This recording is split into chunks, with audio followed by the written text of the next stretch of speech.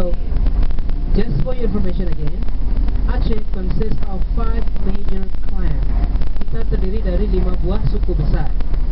Ya, artinya kalau kita menyebut kita sebagai Provinsi Aceh, belum tentu mereka semua mampu berbahasa Aceh.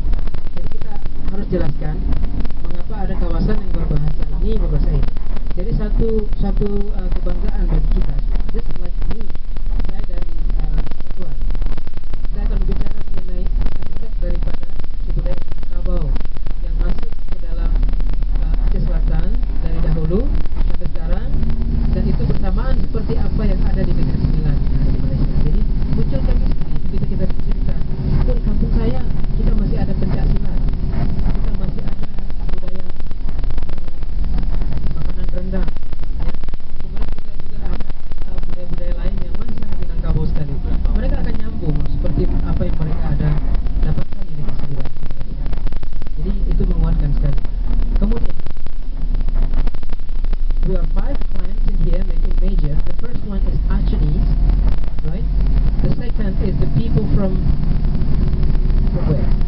From central of Aceh, like Gayo or Alas, yeah. And then the third, the rank goes to the people from western part of Aceh, seperti Aceh Barat, Aceh Barat Daya, Selatan. We are from Anil Jamek clan, right? And then there are some people on the east part of Aceh. The east part of Aceh, we call them as Melayu Kamiang, right? And then the last one, we have the island called Semeru, where the people speak something little different. It has something similar to the people from Nias, to the language. Jadi 5 klan utama ini kita jelaskan semampu kita.